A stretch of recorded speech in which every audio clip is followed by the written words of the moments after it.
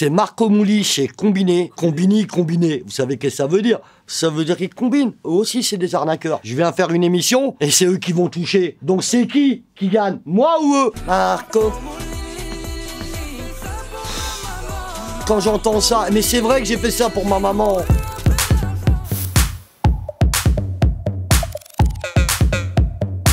Alors, je dois 283 millions d'euros à l'État. Enfin, plus de 283 millions à l'État, non. Non, je suis pas d'accord parce qu'on m'a pris un appartement, j'ai acheté une maison qui vaut très très cher devant la Tour Eiffel, de 1000 mètres carrés, et quand j'étais en prison, ils l'ont vendu. Donc, on sait pas encore les cautions, tout ça, on sait pas encore qu'est-ce que je dois. Mais il y a une chose que je sais, et je le dis, ne faites pas comme moi, c'est de la merde. Ne faites pas de conneries, essayez de vous en sortir comme moi, je m'en sors. Je vais rembourser très très très rapidement. Je vais être quitte avec la société. Là, pour l'instant, je paye 25% de mon salaire à l'État. C'est vrai que c'est pas grand-chose, mais là, je vais accélérer les choses. Donc, je ne sais pas où je veux me mettre, mais il y a une chose que je sais, j'ai plusieurs plans propres, hein, même de vous racheter, je crois.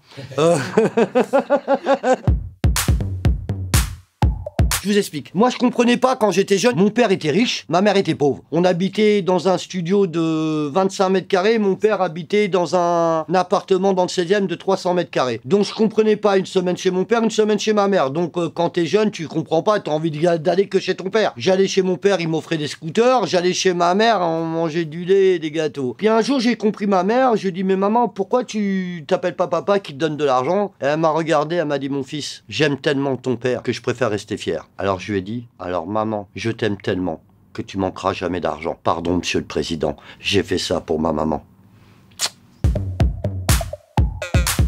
La cavale, ça a été la plus belle cavale du monde que j'ai fait. Je me prenais pour Jet Bomb 0007. Vous savez, il y a une chose que je vais vous dire. J'ai réussi à passer tous les aéroports des pays où j'ai été, et pourtant j'ai été recherché par Interpol en liste rouge. Un jour dans mon film, je racontais qu'est-ce que j'ai fait pour aller à Dubaï. J'ai voulu essayer de faire quelque chose, j'ai réussi de rentrer sans billet d'avion pour aller à Dubaï. Je ferai montrer la vidéo, et je suis arrivé à Dubaï sans billet d'avion, voilà, avec l'avion, et en première classe, hein. En première classe, hein. Oui, une fois j'ai été dormir à l'hôtel K et je suis arrivé et il y avait Gad qui n'était pas encore le Gad que c'est aujourd'hui, la bombe que c'est aujourd'hui. Et Gad, il me disait rien, je parlais avec lui, on rigolait, bam bam bam, il me suivait pour écrire derrière. Il prenait mes manières, il rigolait avec moi, il me laissait parler. Je savais pas qu'il écrivait. Voilà comment est arrivé le film Coco avec Gad. Hey, oh, ah Dans le document, j'ai touché 0.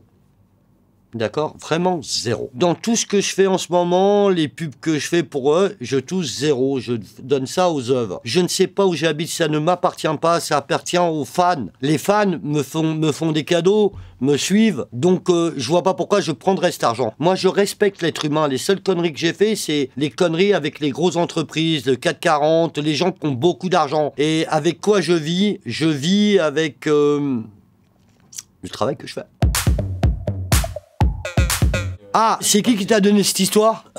J'avais exactement 13 ans. J'étais à Belleville, on était une bande d'amis, comme vous connaissez, Thierry Smadia, celui-là qui a dit « va au commissariat, va voir les dépositions », si vous avez vu le film. Et j'entends une conversation, une femme assez âgée, elle dit « tu te rends compte, ils ont sorti les machines à laver, y a pas, tu prends les affaires, tu les mets dans la boîte, elles tournent, tu ressors, c'est propre, tu les habilles direct. » Et elle lui dit « ça valait 5000 francs. » J'entends ça, moi, 5000 francs, c'était vraiment beaucoup d'argent. Je sors de le truc, et j'attrape la meuf, et je lui dis « si je te donne une machine à laver, combien t'es prêt à la payer ?» Et tu sais, à l'époque, on mettait l'argent dans les seins. Elle sort, elle me dit « j'ai 2005, je te les donne si tu as une machine à laver. » Ça s'appelait Calor à l'époque. Ok.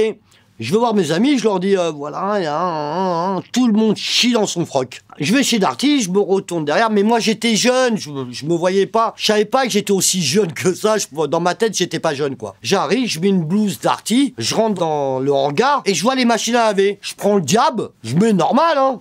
Je prends le diable, je repousse, tac tac, et j'avance sur la couronne pour aller à Belleville, pour livrer à la dame la machine à laver. Et je marche, je suis content, je suis heureux, 2005, je dis, ah, je vais en vendre 4 aujourd'hui, ça me fait 10 000. Et d'un seul coup, 2 grands mecs, et ils m'attrapent par là. C'est la sécurité de Darty. Ils me disent, qu'est-ce que vous faites? Je dis, je sais pas, vous m'avez demandé d'aller livrer un client. Et ils m'ont dit, mais quel client? Je dis, allez demander à votre direction quand même, oh. C'est votre direction qui me demandait, moi j'arrête, hein. Allez, tenez votre machine à laver, j'ai commencé à courir. Voilà, on m'a attrapé et j'en ai vendu une quand même. Hein. Aujourd'hui, il y a quelque chose qui m'intéresse, c'est la politique. Un dédicace à Mélenchon. J'ai vraiment envie de lui parler dans un plateau. Parce que la vérité, ce mec-là... Laissons le suspense. À tout de suite, Mélenchon. On m'a proposé quelque chose, un combat sur MMA. Je vais le faire. Non, je vais le faire. J'ai envie de me prouver à moi-même plein de choses. Alors, je vais l'annoncer dans un réseau qui s'appelle Gitson Live. Je vais à une pesée avec un bon. Pour moi, c'est sûr que je vais prendre des coups dans la gueule. Mais la vérité, je vais tellement me marrer. Et puis, vous allez voir, même dans un combat, on peut faire que des coups de vis et on peut gagner. Parce qu'il n'y a pas besoin de se battre pour gagner. Il n'y a que des petits coups de vis. C'est tout. Dominique.